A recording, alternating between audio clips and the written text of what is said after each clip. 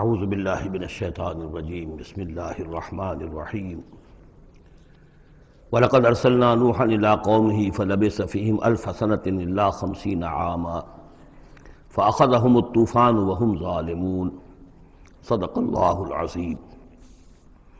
رب اشرح لي صدری ويسر لي امری واحلل عقدۃ من لسانی یفقہوا قولی۔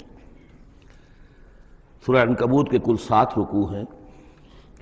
پہلا رکوع جیسا کہ میں عرض کر چکا ہوں کہ قرآن مجید کے اہم ترین مقامات میں سے ہے، خاص طور پر دعوت اور تحریک اور اللہ تعالیٰ کے دین کے غلبے کی جد و جہد میں جو مسائل درپیش ہوتے ہیں کارکنوں کو، اس دور میں جب کہ پرسیکیوشن ہو، ستایا جا رہا ہو، مشکلات آ رہی ہوں، قربانیاں دینی پڑیں، تو اس کے جتنے بھی مسائل پیدا ہوتے ہیں ان سب کا بہت ہی جامع جو بیان ہے اور رہنمائی ہے وہ اس رکوع میں آ چکی ہے۔ اسی لیے میں نے اس پر زیادہ وقت صرف کیا ہے کہ جو عام طور پہ دورہ ترجمہ قرآن کے درمیان اتنا وقت جو نہیں لگایا جا سکتا۔ تو یہ نوٹ کر لیجئے کہ مطالعہ قرآن حکیم کے جس منتخب نصاب کا میں تذکرہ کرتا رہا ہوں چند دنوں سے، اس کا جو 5واں حصہ ہے، اس کا پہلا سبق جو ہے وہ اسی سورہ عنکبوت کے پہلے رکوع پر مشتمل ہے، اور یہ اس حصے کا یوں سمجھیے کہ بمنزلہ فاتحہ ہے اس حصے کے لیے۔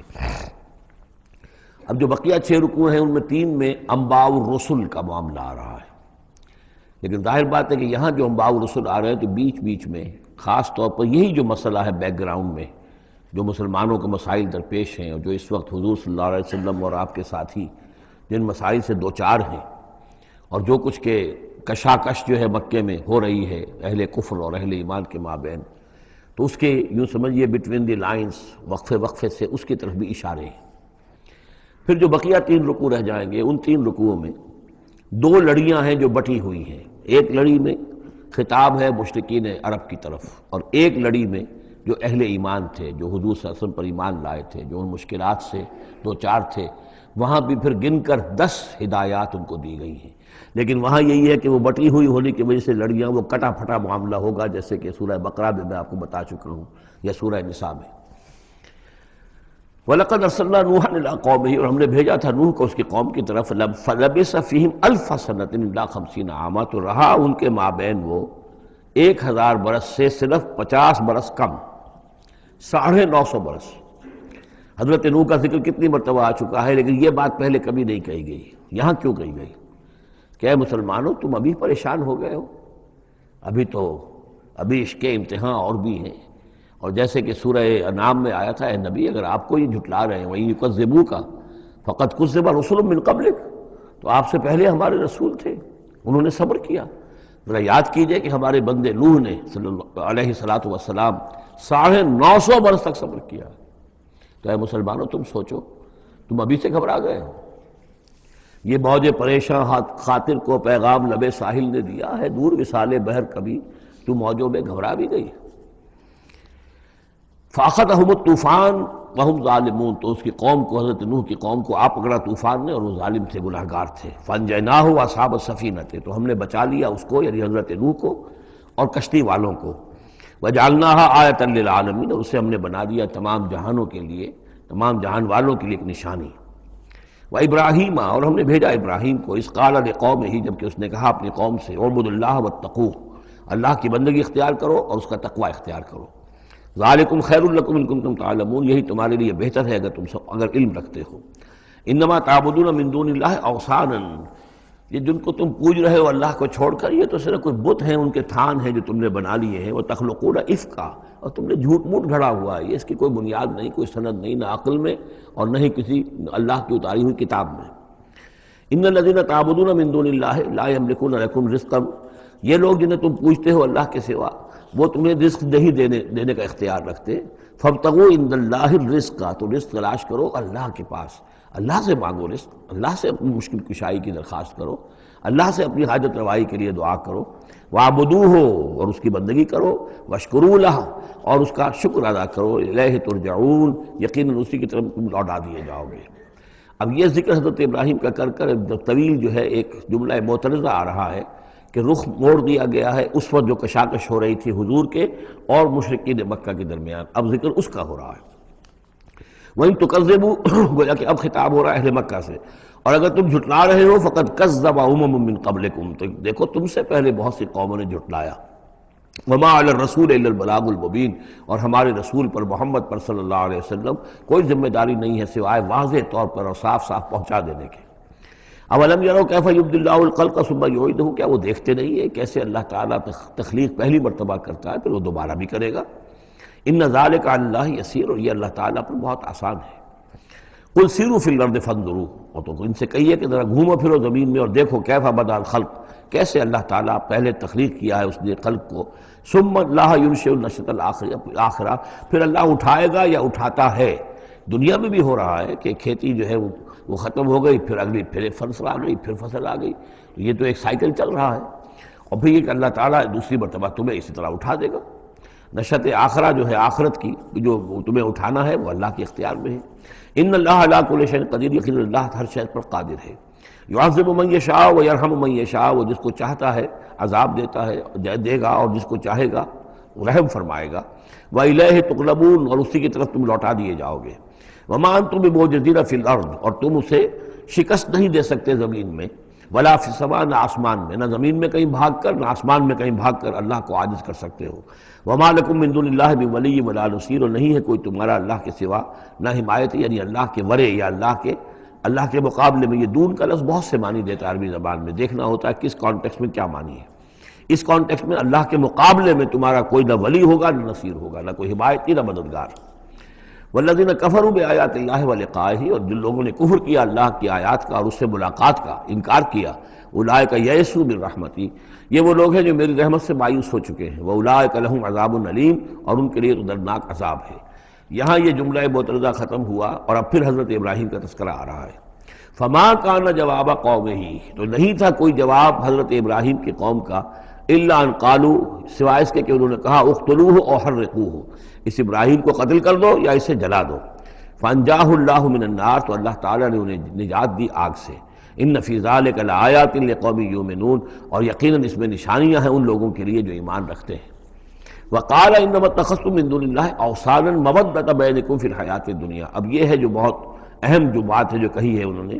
اور انہوں نے کہا حضرت ابراہیم علیہ السلام نے کہ دیکھو تم نے جو یہ اللہ کے سوا بت بنا رکھے ہیں انہیں پوجتے ہو، یہ بھی تم بھی جانتے ہو کہ ان کے پاس کچھ نہیں ہے، تم بھی جانتے ہو کہ ان کو کوئی اختیار حاصل نہیں ہے، تم بھی اور واقع ہو چکے میرے متنبع کرنے کے نتیجے میں تم آگاہ ہو چکے ہو کہ یہ تمہاری حماقت ہے، لیکن تم کیوں چمٹے ہوئے ہو. مودۃ بینکم فی الحیات الدنیا، دنیا کی زندگی میں تمہاری باہمی محبتیں جو ہے وہ چمٹا رہی ہیں. اب کیا کریں، ہماری قوم ہے، ہماری برادری ہے، ہمارا خاندان ہے، وہ سب یہی کر رہا ہے. میں اگر چھوڑ دوں گا تو میں آؤٹ کاسٹ ہو جاؤں گا، میں تو نکل جاؤں گا پھر برادری سے. اکیلا آدمی کیسا رہے. یہ چیزیں ہیں کہ جو انسان کو پھر جمع کر رکھتی ہیں. جیسے عصبیت کا ذکر آیا تھا پچھلی صورت میں کہ اب عصبیت نہیں ہونی چاہیے، اسی طریقے سے یہ عصبیت ہی نہیں بلکہ یہ کہ جتنے بھی رشتہ داریاں ہیں، دوستیاں ہیں، کاروبار ہیں، یہ معاملہ جو ہے کہ حق تم پر منکشف ہو چکا ہے. جان چکے ہو کہ یہ صرف کوئی شے نہیں ہے یہ تم کر رہے تھے تمہارے آباء و اجداد نے جو رسمیں ڈالی ہوئی ہیں، اور تمہیں میں نے متنبع کر دیا ہے. تم نے اپنے جیوں میں جھانک کر دیکھ لیا ہے، اپنے گریبان میں جھانک کر دیکھ لیا ہے، اور تم پر یہ بات منکشف ہو چکی ہے کہ جو میں کہہ رہا ہوں وہ ٹھیک ہے. پھر بھی تم جو چمٹے ہوئے ہو اپنے اس نظام کے ساتھ، تو اس کا سبب صرف ایک ہے. وقال انما اتخذتم من دون اللہ اوثانا مودۃ بینکم فی الحیات الدنیا، تمہاری باہمی محبتیں جو ہیں دنیا کی زندگی میں وہ تمہیں چمٹائے رہتی ہیں. یہی معاملہ ہے اس دنیا میں جب کوئی تحریک اٹھتی ہے اللہ کے دین کے کام کرنے کے لیے، اور بہت مخلص لوگ اس میں شامل ہوتے ہیں، محنت کرتے ہیں، کوشش کرتے ہیں. فرض کیجئے کسی شخص سے کوئی غلطی ہو گئی، کوئی غلط رخ مڑ گئی تحریک، اب وہ تحریک جو ہے وہ کافی عرصے کے بعد اس کے اثرات ظاہر ہوئے، اس کے نتائج جو ہے لوگوں کے سامنے آ رہے ہیں، محسوس بھی ہو جاتا ہے کہ یہ واقعتاً ہم کسی غلط راستے پر آ گئے ہیں. لیکن یہ کہ پھر وہ ایک عصبیت جماعتی ایسی پیدا ہو جاتی ہے کہ سب کچھ ماننے کے باوجود پھر اس جماعت کو چھوڑنے کو تیار نہیں ہوتی.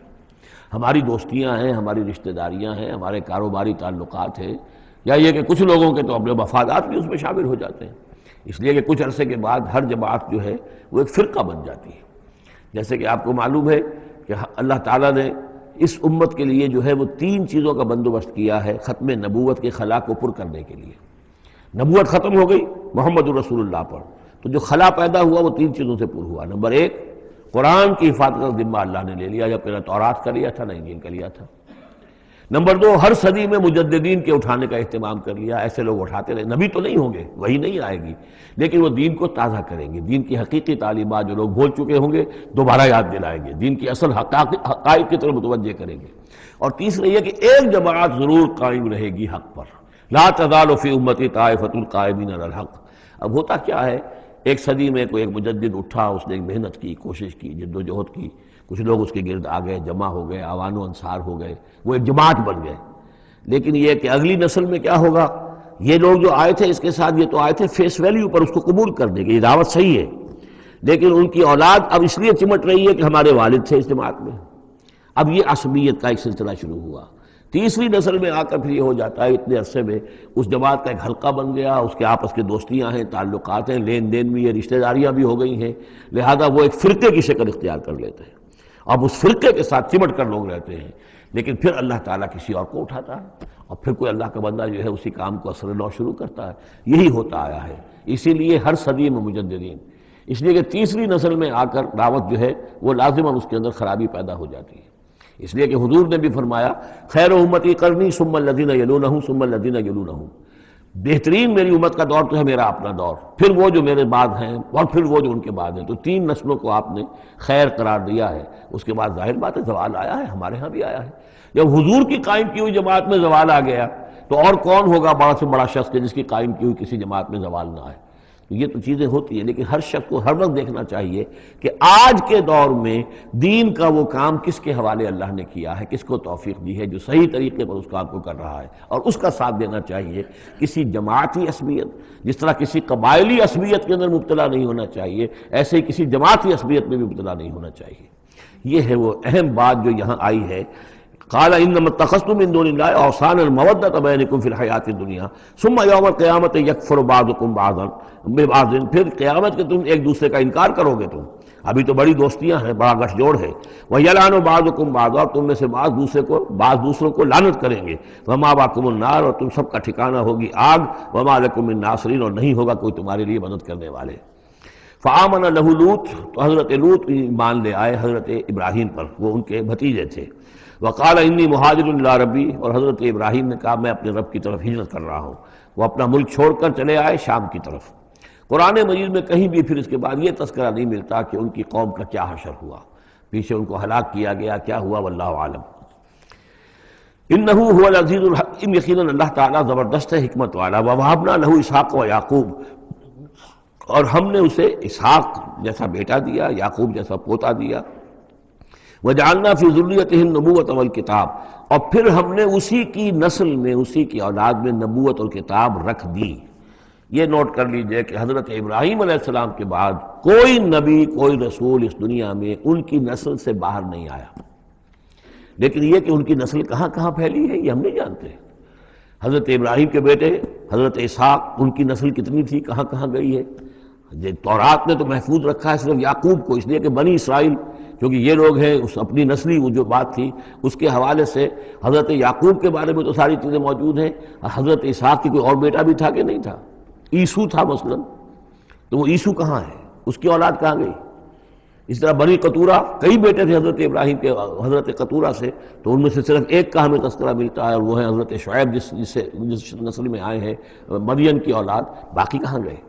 تو اسی طریقے سے یہ کہ یہ در حقیقت یہ اولاد ابراہیم کہاں کہاں پھیلی ہے، جیسے کہ میرا گمان ہے کہ ہندوستان میں بھی آئی ہے۔ نہ صرف یہ کہ ہو سکتا ہے کہ حضرت اسحاق کی اولاد میں سے عیسو کی اولاد آئی ہو اور وہ یہاں پر آباد ہوئی ہو، لیکن یہ کہ ان کا تعلق بھی یہ خاص طور پر برہمن طبقہ جو ہے، میں سمجھتا ہوں کہ وہ اسی طریقے سے ابراہیم کی نسل سے ہے۔ برہمن ابراہیم سے تعلق رکھنے والا برہمن، تو یہ میں سمجھتا ہوں کہ لفظی جو ہے اس کے اندر مناسبت موجود ہے۔ واللہ عالم، یقین سے ہم نہیں کہہ سکتے، الا یہ کہ کوئی شخص ہسٹری کا اس کو اپنا ریسرچ کا موضوع بنائے، بڑا عالم ہو، وہ لائبریریاں جو ہیں کھنگالے اور پرانی تاریخیں دیکھے، شاید۔ وَوَهَبْنَا لَهُ إِسْحَاقَ وَيَعْقُوبَ وَجَعَلْنَا فِي ذُرِّيَّتِهِ النُّبُوَّةَ وَالْكِتَابَ، ہم نے اسی کی نسل میں، اسی کی اولاد میں نبوت اور کتاب رکھ دی۔ طویل عرصے تک وہ نبوت و کتاب آتی رہی حضرت یعقوب کی اولاد میں، پھر آخری نبوت و رسالت حضرت اسماعیل کی اولاد میں۔ وَآتَيْنَاهُ أَجْرَهُ فِي الدُّنْيَا، ہم نے اسے اجر جو ہے دنیا میں بھی عطا فرمایا۔ وَإِنَّهُ فِي الْآخِرَةِ لَمِنَ الصَّالِحِينَ، اور یقیناً وہ آخرت میں ہمارے بڑے نیک بندوں میں سے ہیں۔ وَلُوطًا، اور ہم نے لوط کو بھیجا، اذ قال لقومہ انکم لتاتون الفاحشہ، جب انہوں نے کہا اپنی قوم سے، یہ جو قوم کہا گیا مجازن، حقیقتاً وہ قوم ان کی نہیں تھی، حضرت لوط جو ہے وہ تو بھیجے گئے ہیں ان شہروں کی طرف، یہی ایک استثناء ہے، ورنہ ہر قوم کی طرف رسول اسی کی امت اسی میں سے بھیجا گیا، لیکن چونکہ حضرت ابراہیم کے بعد کوئی رسول کسی اور قوم میں ہو نہیں سکتا، اس لیے عامورہ اور صدوم کی بستیوں میں جو بھیجے گئے وہ حضرت لوط ہیں جو حضرت ابراہیم علیہ السلام کے بھتیجے ہیں۔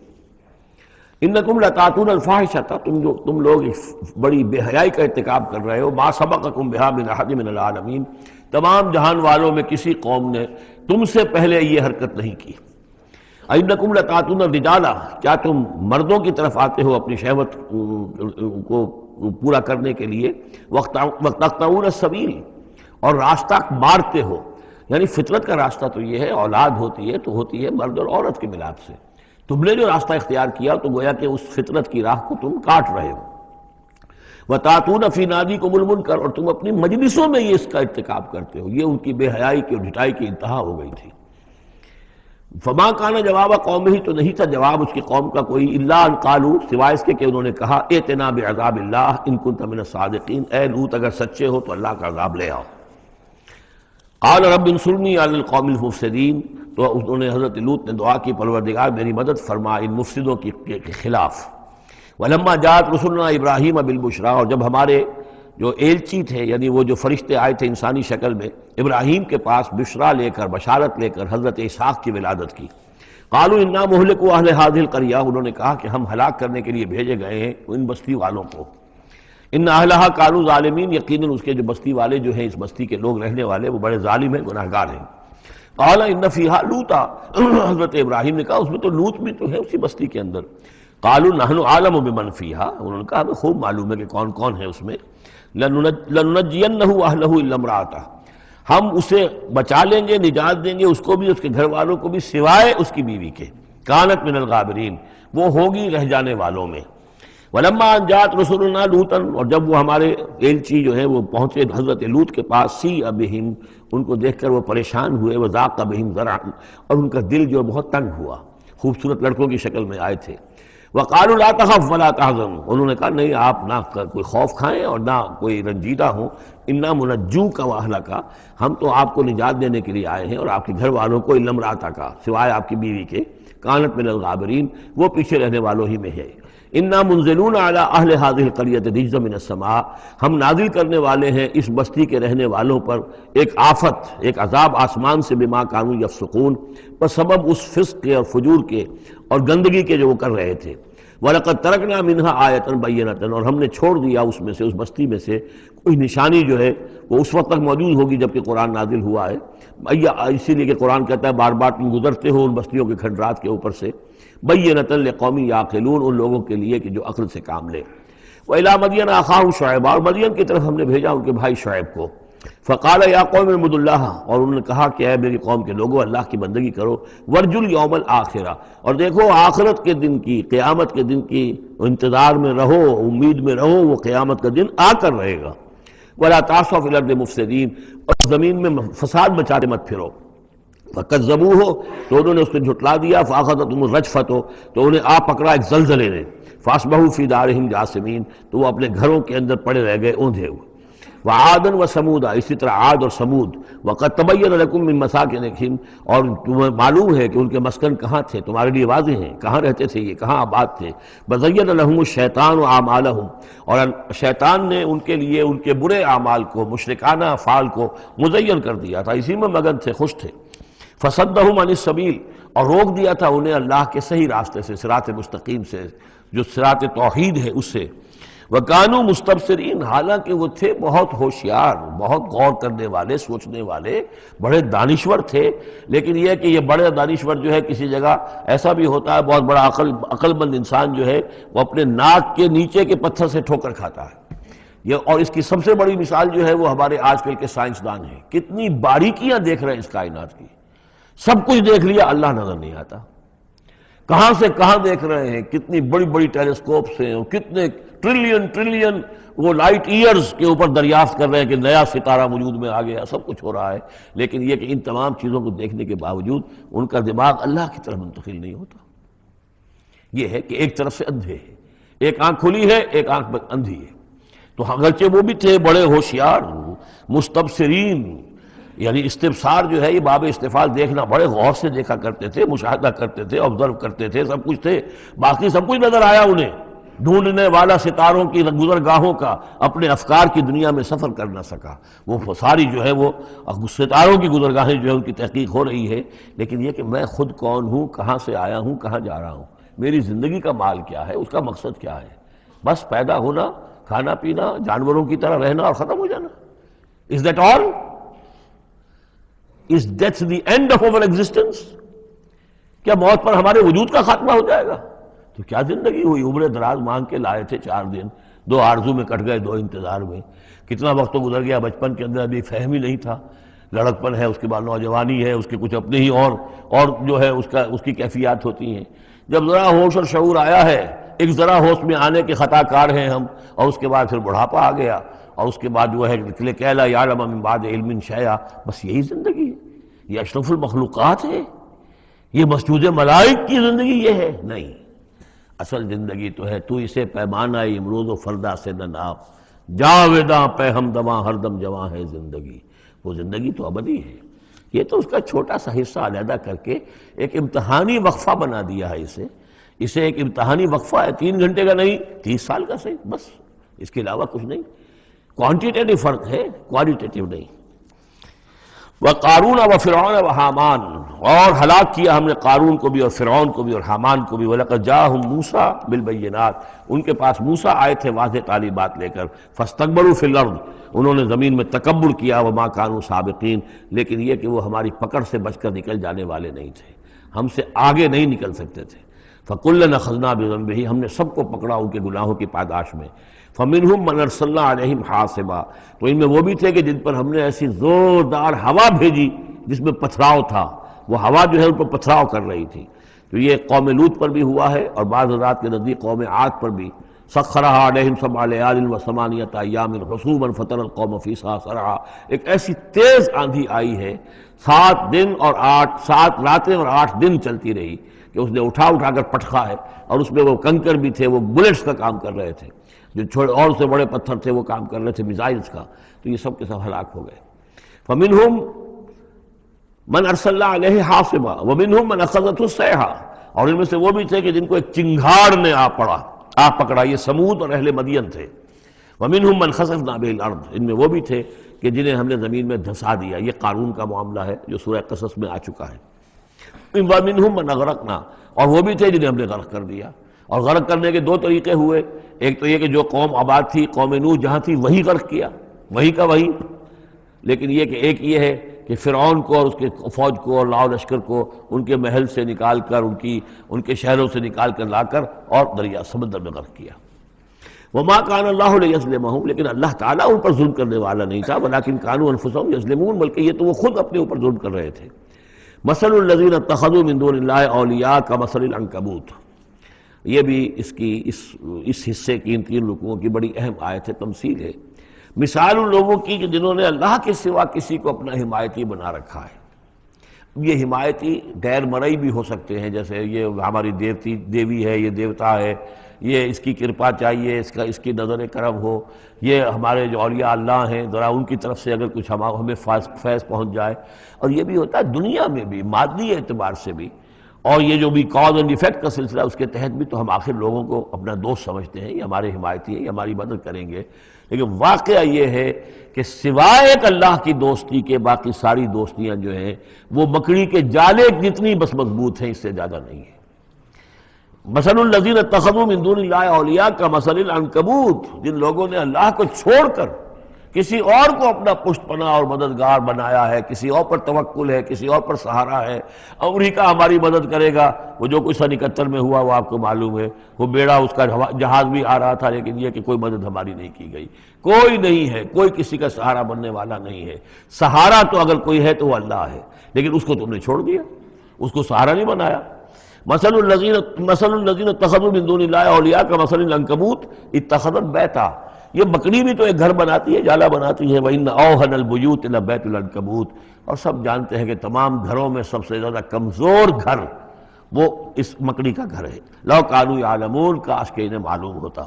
ان اللہ یعلم ما یدعون من دونہ من شیء، اللہ خوب جانتا ہے کہ جس کو یہ پکار رہے ہیں اللہ کے سوا کوئی شے ہے ہی نہیں۔ وَهُوَ الْعَزِيزُ الْحَكِيمُ، اور وہ زبردست ہے حکمت والا۔ وَتِلْكَ الْأَمْثَالُ نَضْرِبُهَا لِلنَّاسِ وَمَا يَعْقِلُهَا إِلَّا الْعَالِمُونَ، اور یہ مثالیں ہیں کہ جو ہم لوگوں کے لیے بیان کرتے ہیں لیکن نہیں سمجھتے ان سے مگر وہی لوگ کہ جو علم رکھنے والے ہیں۔ خلق اللہ السماوات والارض، اللہ تعالیٰ نے آسمان اور زمین تخلیق فرمائے بالحق، حق کے ساتھ۔ ان فی ذلک لآیۃ للمؤمنین، یقیناً اس میں نشانی ہے اہل ایمان کے لیے۔ اب یہ جو بقیہ 3 رکوع ہیں 21ویں پارے میں آ رہے ہیں، یہ جیسا کہ میں نے عرض کیا اس میں 2 لڑیاں ہیں بٹی ہوئی۔ ایک لڑی ہے خطاب اہل ایمان سے، یہاں ایک جگہ آپ کو مل جائے گا کہ براہ راست خطاب بھی ہے، یا عبادی الذین آمنوا، یا ایھا الذین آمنوا والا جو ہے کہ جو مدنی صورتوں میں جو خطاب کا صیغہ ہے وہ تو یہاں بھی نہیں آیا لیکن براہ راست خطاب کیا ہے۔ لیکن یہ کہ اگر گنتی کریں گے تو کچھ 10 احکام اور دیے گئے ہیں ان لوگوں کو جو دین کے لیے کسی محنت کے اندر جد و جہد میں، اس کو غالب کرنے کی کسی کوشش میں، اس کی تحریک میں، اس کی دعوت میں لگے ہوئے ہوں، اور اس میں ان کے لیے مصائب ہوں، مشکلات ہوں، تکالیف ہوں، پریشانیاں ہوں، تو ان کے لیے کیا ہدایات ہیں۔ سب سے پہلی ہدایت 100 ہدایتوں کی ایک ہدایت، اتل ما اوحی الیک من الکتاب، تلاوت کرتے رہا کرو اس شے کی جو وحی کی گئی ہے آپ کی جانب کتاب میں سے۔ یہی ہم پڑھ چکے ہیں سورہ کہف میں بھی، وَاتْلُ مَا أُوحِیَ إِلَيْكَ مِن کِتَابِ رَبِّكَ لَا مُبَدِّلَ لِکَلِمَاتِهِ وَلَن تَجِدَ مِن دُونِهِ مُلْتَحَدًا۔ وہی بات، سب سے بڑا سہارا بندہ مومن کا کیا ہے؟ اللہ پر جتنا یقین ہوگا، اللہ پر جتنا بھروسہ ہوگا، اللہ سے جتنا تعلق ہوگا اتنا ہی صبر کرے گا۔ وَاصْبِرْ وَمَا صَبْرُكَ إِلَّا بِاللَّهِ، اور اللہ کے ساتھ تعلق کا سب سے بڑے ذریعہ یہ قرآن مجید ہے۔ طرفوا بِأَيْدِيكُمْ وَطَرَفُوا بِيَدِ اللَّهِ، اس کا ایک سرا تمہارے ہاتھ میں ہے، ایک سرا اللہ کے ہاتھ میں ہے۔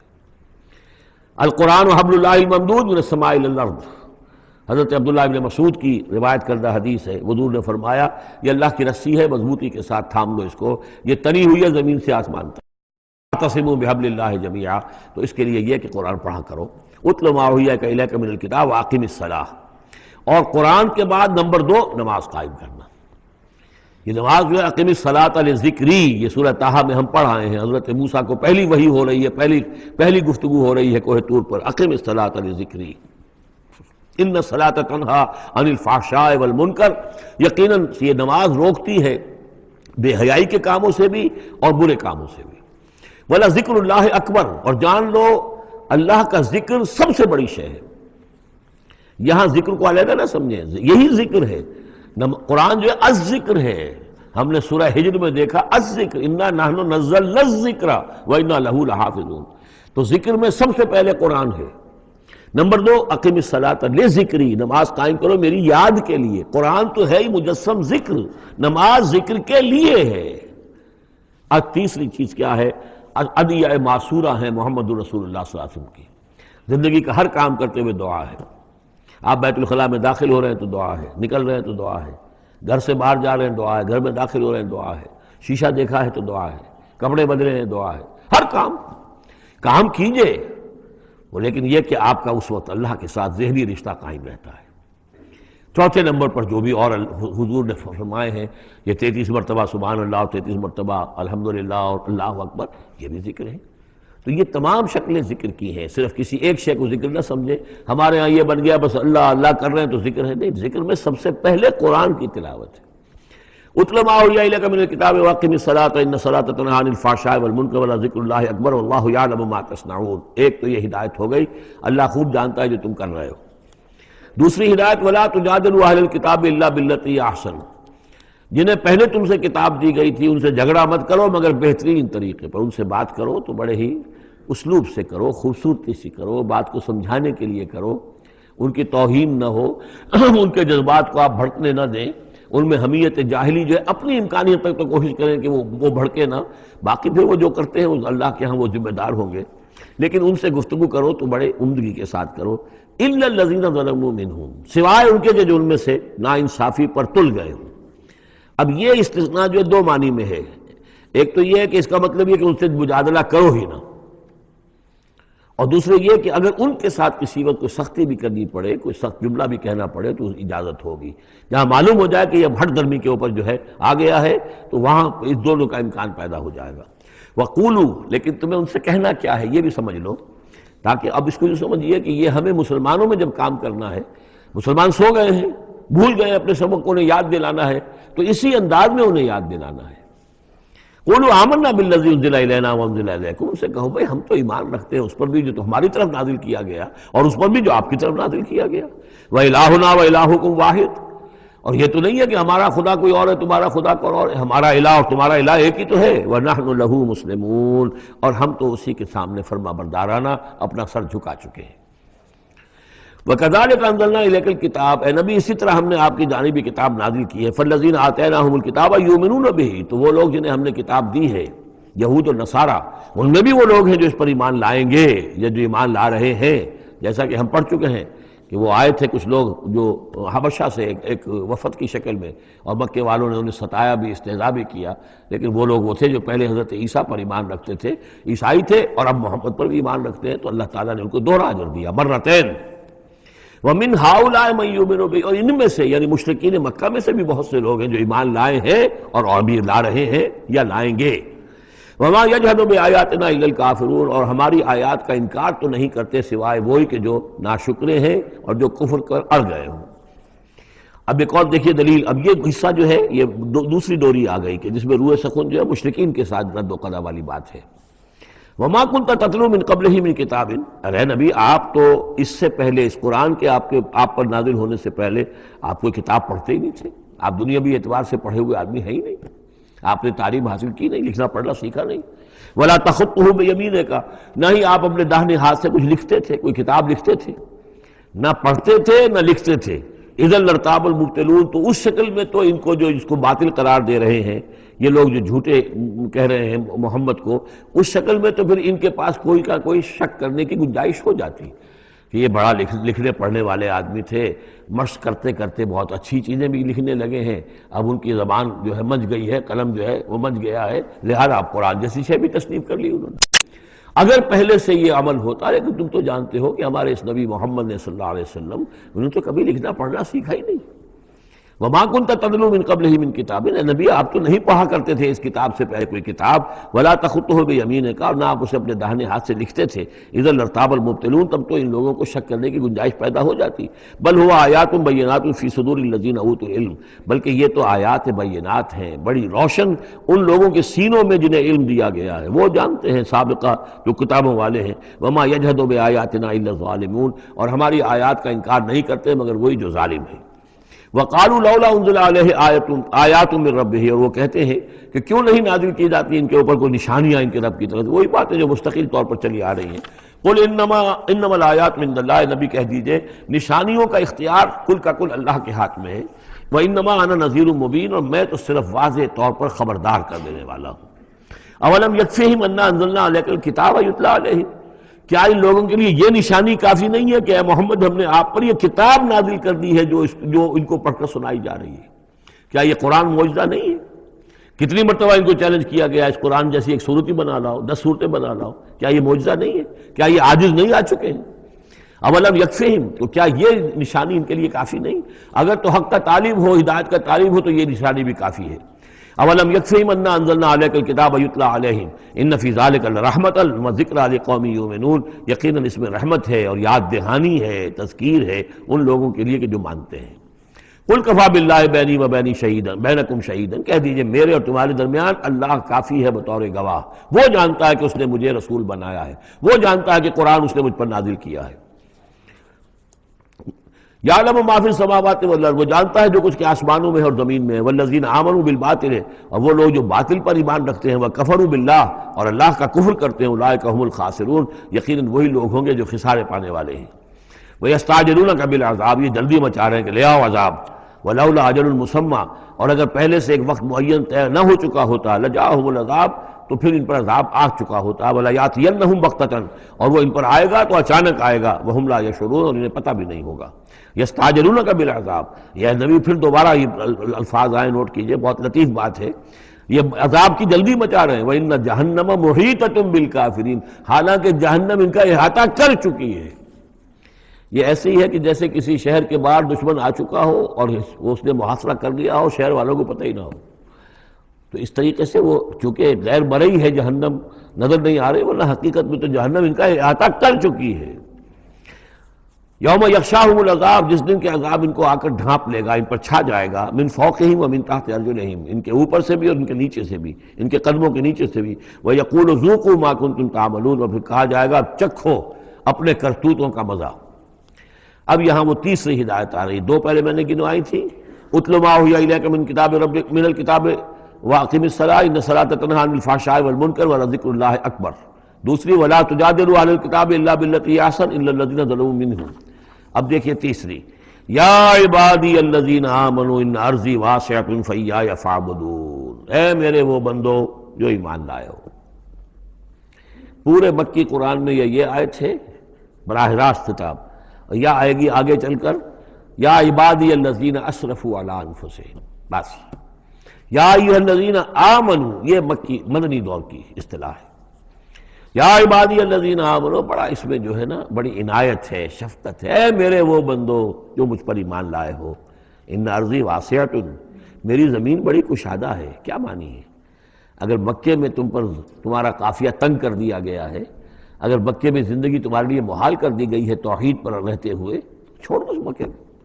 یہ ہجرت کا اشارہ ہے، در حقیقت ہجرت حبشہ جو ہے یہ اس کی طرف رہنمائی ہے اس آیت کے اندر، کہ چلے جاؤ، اگر یہاں برداشت سے باہر ہو رہا ہے، تمہارے لیے ناقابل برداشت اگر ہو رہا ہے یہاں کا معاملہ، اور نہیں مزید تو ہندر پاتے، تو اس ملک کو چھوڑ، اس جگہ کو چھوڑ دو۔ یا عبادی الذین آمنوا ان ارضی واسعۃ، میری زمین بڑی کشادہ ہے، فایایا فاعبدون، پس صرف میری ہی بندگی کرو۔ چوتھی ہدایت، کل نفس ذائقۃ الموت، دیکھو موت تو آنی ہی آنی ہے، آج آ جائے کل آ جائے، آج نہ آئے کل آ جائے گی۔ آخر عمار اور یاسر کو ابو جہل نے اگر فرض کرو کہ ذبح کر دیا ہے، تو فرض کیجئے کہ چند دن اور جیتے تو موت تو پھر بھی آنی تھی نا۔ تو کل نفس ذائقۃ الموت، اگر یہ بات ذہن میں رہے کہ موت تو آنی ہی آنی ہے، آج نہیں تو کل، تو پھر بھی انسان جو ہے اس کے اندر ہمت بنی رہے گی کہ میں خام خواہ اپنی زندگی بچانے کے لیے حق کو چھوڑوں اور باطل سے ساز باز کروں، اس سے مصالحت کروں۔ ثم الینا ترجعون، اور پھر تم ہماری طرف لوٹا دیے جاؤ گے۔ پانچویں بات، والذین آمنوا وعملوا الصالحات لنبوئنہم من الجنۃ غرفا، ہمارے اس وعدے پر پختہ یقین رکھو کہ جو ایمان لائیں گے اور نیک عمل کریں گے، ہم لازماً ان کو جگہ دیں گے اس جنت کے بالا خانوں میں، جو سورہ فرقان کے آخری رکوع میں آیا تھا، اولئک یجزون الغرفۃ بما صبروا، انہیں غرفہ بالا خانہ ملے گا۔ تو من الجنت غرفاً، جروں کے بالا خانے ملیں گے جنت کے، تجری من تحت الانہار خالدین فیہا، جس کے نیچے ندیاں بہتی ہوں گی، اس میں وہ ہمیشہ ہمیش رہیں گے۔ نعم اجر العاملین، کیا ہی اچھا ہوگا عمل کرنے والوں کا اجر۔ چھٹی بات، الذین صبروا وعلی ربہم یتوکلون، وہ لوگ کہ جو صبر کریں اور اپنے رب پر توکل کریں۔ صبر کرو اور توکل کرو، دو ہی چیزیں ہیں، جو آئے جھیلو، صبر کرو، برداشت کرو، اور جو کچھ کرنا ہے اس میں توکل اللہ پر ہو، اپنی ذات پر نہیں، اپنی طاقت پر نہیں، اپنی صلاحیت پر نہیں، اپنی ذہانت پر نہیں، اپنی فطانت پر نہیں، اپنی لیاقت پر نہیں، سارا توکل اللہ، نہ مادی اسباب و وسائل پر۔ اگلی ہدایت اور آ رہی ہے، وَكَأَيٍّ مِّن دَابَّةٍ لَّا تَحْمِلُ رِزْقَهَا، یہ بھی نہ سمجھو کہ تمہارا رزق جو ہے کسی کے قبضے میں ہے وہ روک دے گا، اور تمہیں کیا کھاؤ گے کیا پیو گے۔ وَكَأَيٍّ مِّن دَابَّةٍ، تم دیکھتے نہیں کتنے حیوانات ہیں زمین میں، لا تحمل رزقها، کیا وہ اپنا رزق اٹھائے پھرتے ہیں؟ بڑا پیارے الفاظ ہیں انجیل میں، متی کی انجیل میں حضرت مسیح علیہ السلام کا جو پہاڑی کا واعظ ہے، اس میں انہوں نے اپنے شاگردوں سے خطاب کر کے کہا، کیوں فکر کرتے ہو کہ کیا کھاؤ گے کیا پیو گے؟ جنگل کی چڑیوں کو نہیں دیکھتے؟ نہ وہ کاشت کرتی ہیں، نہ ہل چلاتی ہیں، نہ بیج بوتی ہیں، نہ فصل کاٹ کر کہیں رکھتی ہیں، نہ کھتے بھرتی ہیں، پھر بھی میں تم سے کہتا ہوں کہ وہ خالی پیٹ صبح گھر سے نکلتی ہیں، شام کو آسودہ ہو کر آ جاتی ہیں۔ تو جو رب تمہارا، جو رب ان کو چڑیوں کو کھلا رہا ہے، وہ تمہیں نہیں کھلائے گا؟ اور کیوں فکر کرتے ہو کہ کیا پہنو گے، لباس کہاں سے ملے گا؟ جنگل کی سوسن کو نہیں دیکھتے کہ جتنا خوبصورت لباس اس کو اللہ نے دیکھ رکھا ہے؟ یہ جو بھی پودے ہیں اور جو پھول ہیں ان کے، تو سلیمان بھی اپنی ساری شان و شوکت کے باوجود ویسا ملبس نہ تھا، ویسا خوبصورت لباس تو سلیمان کو بھی میسر نہیں تھا جو اللہ نے ان پھولوں کو دے رکھا ہے۔ تو غور کرو، جو وہ زمین کی اس گھاس پھوس کو، ان پودوں کو اس قدر حسین لباس دے رہا ہے، عمدہ لباس دے رہا ہے، جو ابھی ہیں اور کل نہیں ہوں گے، یا یہ کہ کاٹ کر اور وہ چولہوں میں جلا دی جائے گی گھاس، تو کیا وہ تمہیں نہیں پہنائے گا؟ لیکن تم یقین نہیں کرتے۔ توکل اور ایمان، یہ دونوں چیزیں ساتھ ساتھ جائیں گی۔ جتنا اللہ پر ایمان ہے اتنا ہی توکل ہوگا، جتنا ایمان کمزور ہے توکل بھی نہیں ہو سکے گا۔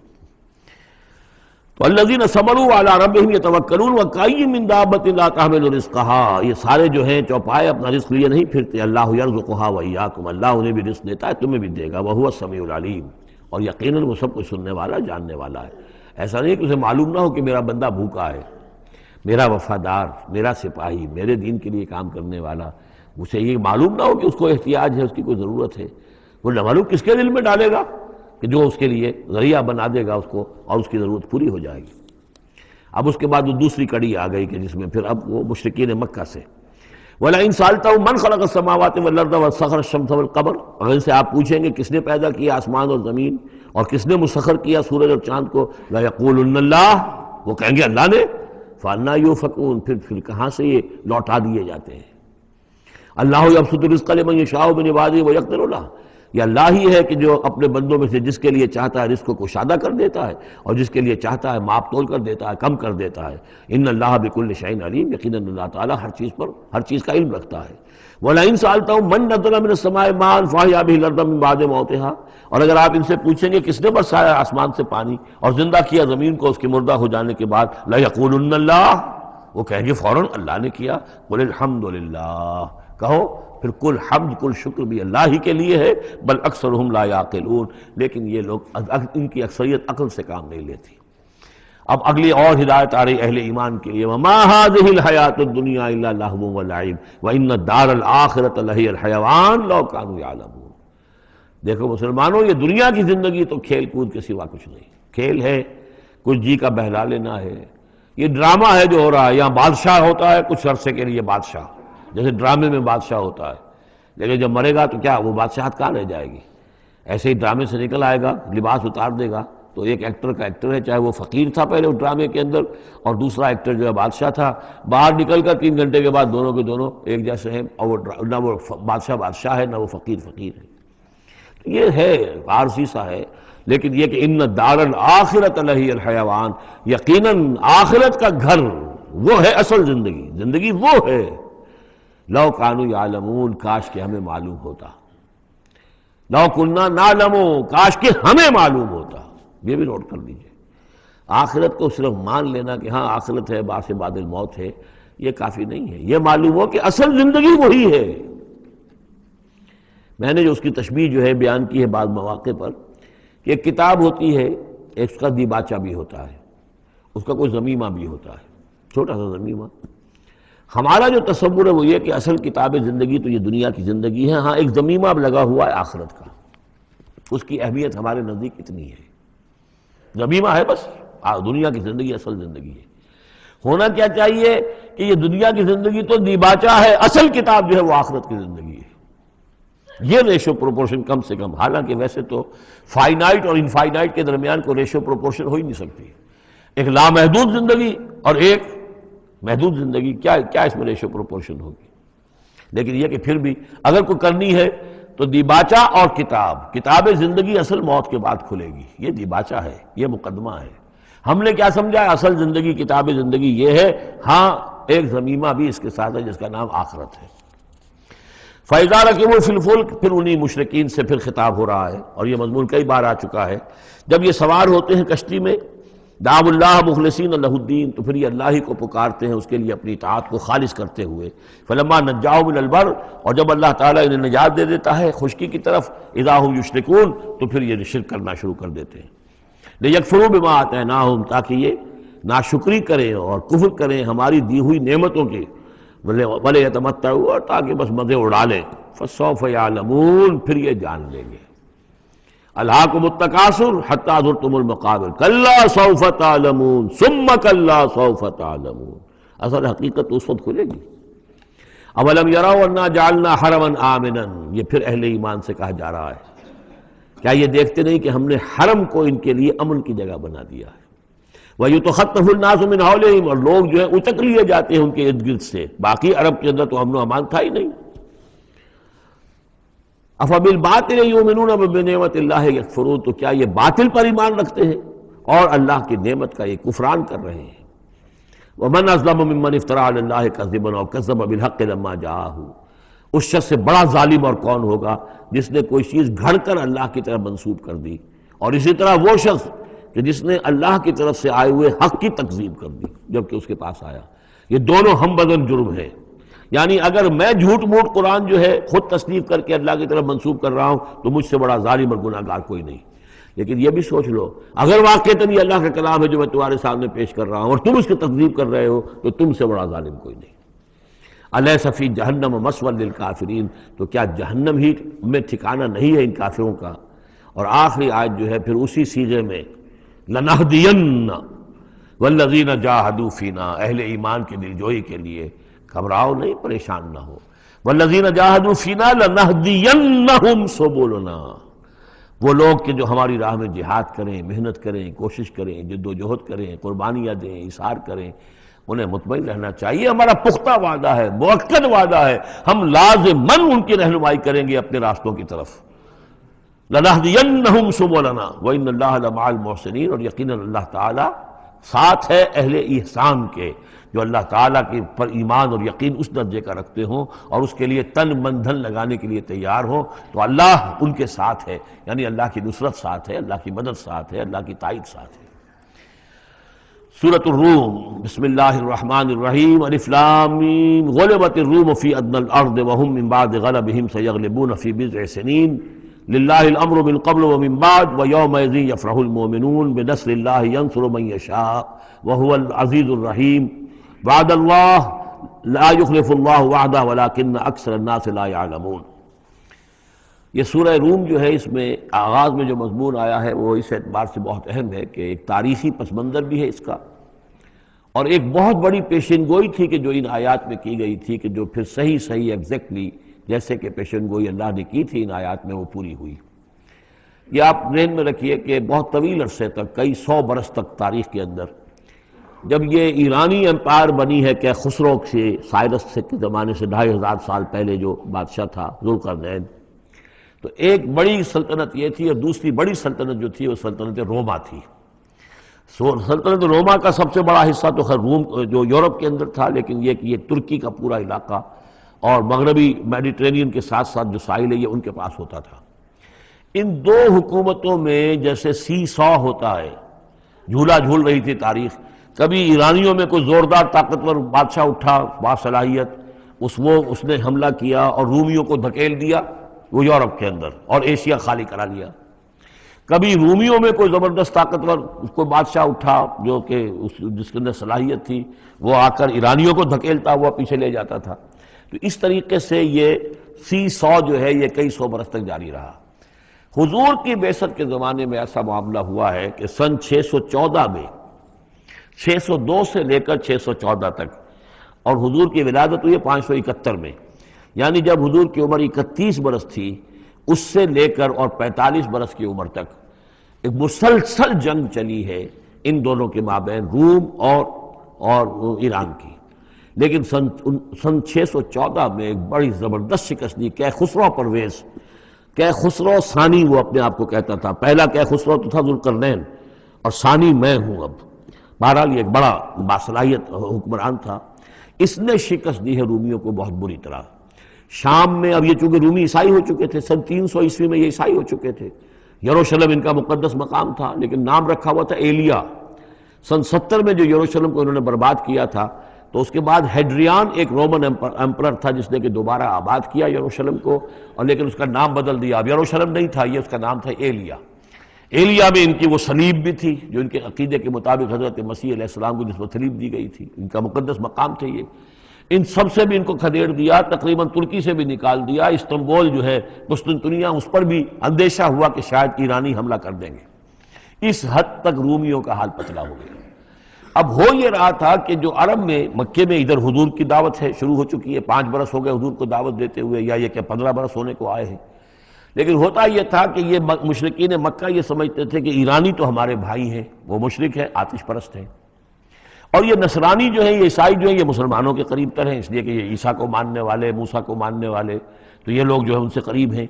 تو وہ بغلے میں جا رہے تھے کہ مسلمانوں، تمہارے جو ساتھی ہیں یا تم جیسے جو لوگ ہیں، تمہارے قریب کے لوگ پٹ رہے ہیں، دیکھو ہمارے ساتھی جو ہیں وہ بڑے فتح مند ہو رہے ہیں، وہ آگ کے پوجنے والے، وہ مشرک جو نہ موسیٰ کو مانتے ہیں، نہ عیسیٰ کو مانتے ہیں، نہ تورات کو مانتے ہیں، نہ انجیل کو مانتے ہیں، انہوں نے تمہارے ان ساتھیوں کو کس طریقے سے کھدیڑ دیا ہے، شکست دی ہے۔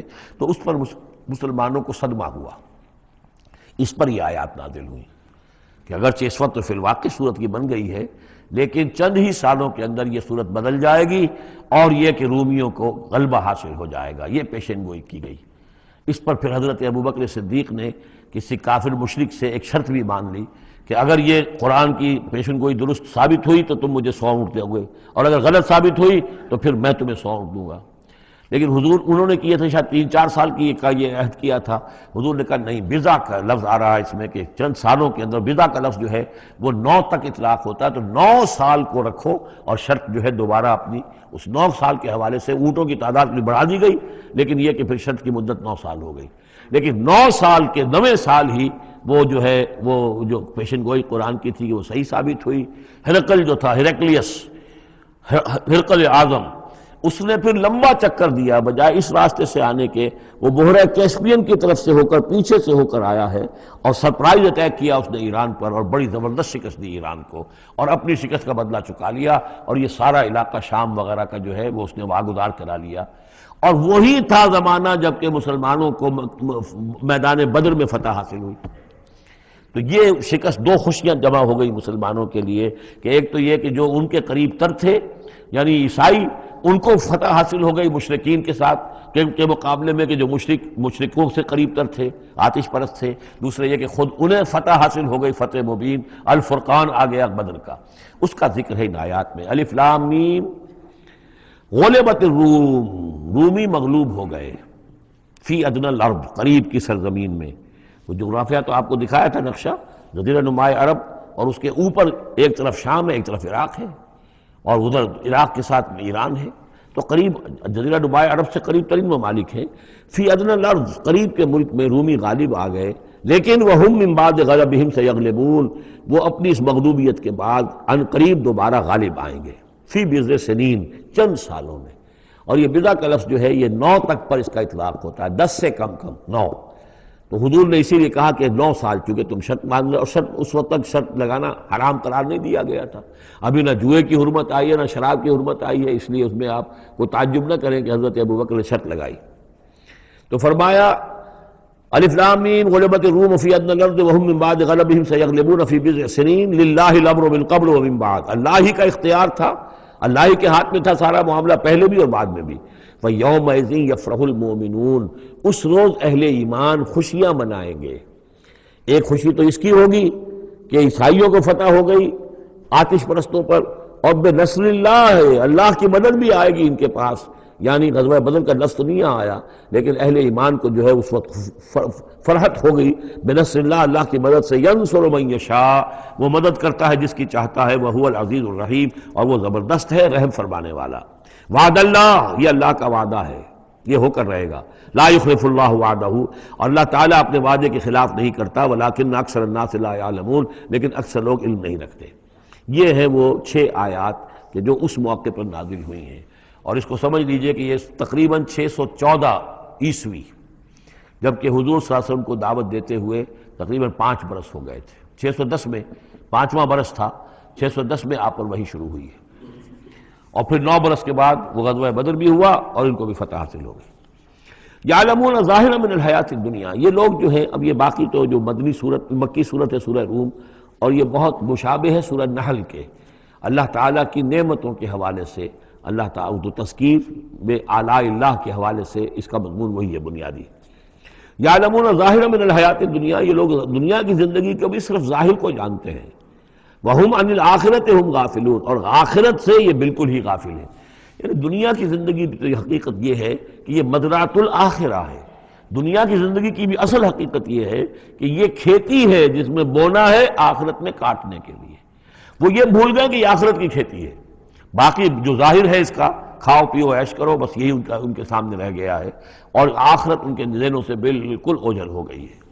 اولم یتفکروا فی انفسہم، کیا یہ اپنی ذات میں غور نہیں کرتے؟ وان ما خلق اللہ السماوات والارض وما بینہما الا بالحق، نہیں پیدا کیا اللہ نے آسمانوں کو اور زمین کو، جو کچھ بھی ان دونوں کے مابین ہے، مگر حق کے ساتھ، واجل مسمى، اور ایک وقت معین تک کے لیے۔ یہ دائمی نہیں ہے، ہمیشہ رہنے والی نہیں ہے، اور یہ ایسے ہی کار عبث نہیں ہے۔ ربنا ما خلقت ھذا باطلا سبحانک فقنا عذاب النار وَإِنَّ كَثِيرًا مِّنَ النَّاسِ بِلِقَاءِ رَبِّهِمْ لَكَافِرُونَ، اور یقیناً بہت سے لوگ جو ہیں اپنے رب سے ملاقات کا انکار کرتے ہیں۔ اولم یسیروا فی الارض فینظروا کیف کان عاقبۃ الذین من قبلہم، تو کیا یہ لوگ زمین میں گھومے پھرے نہیں ہیں کہ وہ دیکھتے کہ کیا انجام ہوا ان کا جو ان سے پہلے تھے۔ کانوا اشد منہم قوتاً، وہ کہیں زیادہ تھے شدید ان کے مقابلے میں قوت میں، وَأَثَارُوا الْأَرْضَ وَعَمَرُوهَا، اور انہوں نے زمین کو کاشت کیا اور اس کو آباد کیا، اکثر مما عمروها، اس سے کہیں زیادہ جتنا کہ انہوں نے آباد کیا ہے۔ وجاءتهم رسلهم بالبینات، اور ان کے پاس بھی آئے تھے ان کے رسول کھلی نشانیاں لے کر اور واضح تعلیمات لے کر۔ فما کان اللہ لیظلمہم، تو اللہ تعالیٰ ان پر ظلم کرنے والا نہیں تھا، ولکن کانوا انفسہم یظلمون، بلکہ انہوں نے خود اپنی جانوں پر آپ ہی ظلم کیا۔ ثم کان عاقبۃ الذین اساءوا السوء، پھر اس کے بعد جن لوگوں نے برے کام کیے، بری روش اختیار کی، تو ان کا پھر انجام بھی برا ہوا۔ ان کذبوا بآیات اللہ، انہوں نے اللہ تعالیٰ کی آیات کو جھٹلایا، وکانوا بہا یستہزئون، اور وہ اس کا ٹھٹھا کرتے رہے۔ اللہ یبدأ الخلق ثم یعیدہ، اللہ تعالیٰ پہلی مرتبہ پیدا کرتا ہے، ثم یعیدہ، یعیدہ بار بار آیا ہے، اس کا ترجمہ کہیں میں حال میں کر رہا ہوں اور کہیں مستقبل میں۔ فعل مضارع جو عربی زبان میں وہ دونوں کو کور کرتا ہے۔ اللہ تعالیٰ کیسے پیدا کرتا ہے؟ پہلی مرتبہ، اور پھر دوبارہ پیدا کرتا ہے، یعنی فصل ہے ایک ہوئی ہے، پھر اس کے بعد دوسری ہوئی ہے، تیسری ہوئی ہے، اور یہ بھی ہے کہ دوبارہ پیدا کرے گا، یعنی آخرت میں۔ ثم الیہ ترجعون، پھر تمہیں اسی کی طرف لوٹ جانا ہے۔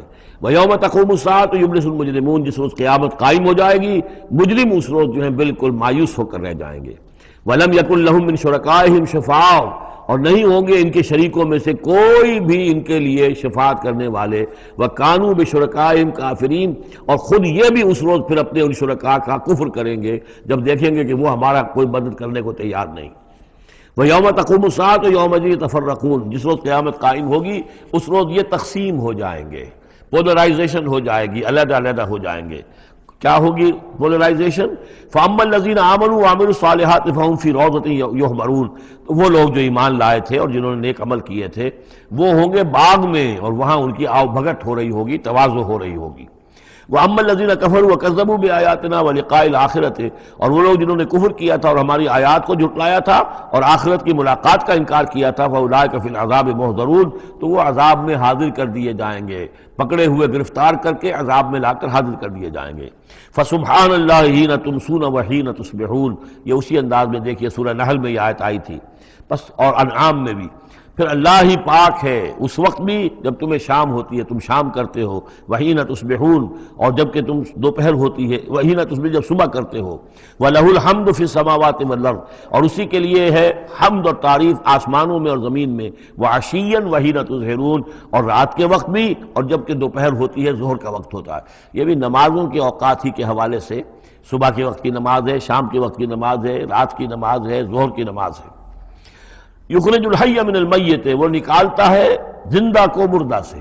انڈا بے جان شے ہے، اس میں زندگی کے کوئی آثار موجود نہیں ہے، اس میں سے چوزہ برآمد ہوتا ہے جاندار۔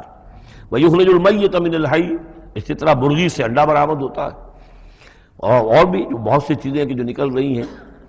ویحیی الارض بعد موتہا، اور وہ زندہ کر دیتا ہے زمین کو اس کے مرنے کے بعد۔ وَكَذَلِكَ تُخْرَجُونَ، اور اسی طریقے سے تم کو بھی نکال لیا جائے گا قبروں سے، زمین میں جہاں تم دفن ہوگے، جہاں تمہارے اجزاء تحلیل ہو چکے ہوں گے، لیکن اللہ تعالیٰ اسی طریقے سے اس مردہ زمین میں سے جیسے فصل نکال لیتا ہے تمہیں نکال لے آئے گا۔ بارک اللہ لی ولکم فی القرآن العظیم ونفعنی وإیاکم بالآیات والذکر الحکیم۔